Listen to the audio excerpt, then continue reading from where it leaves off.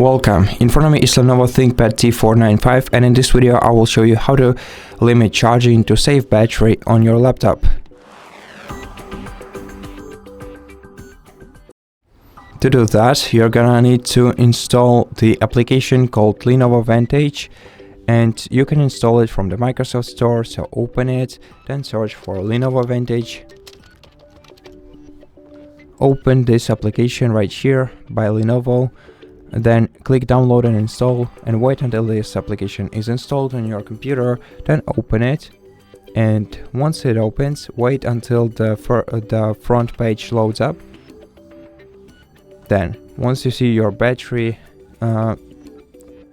menu right here, tap the three dot icon in the top right corner of this window and click battery settings.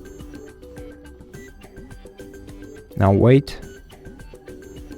And now go to charging section, and here you can set the battery charge threshold.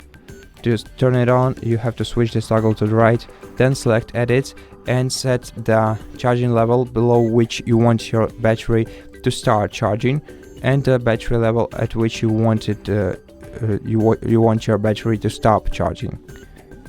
To apply changes, click save, and the changes will be applied.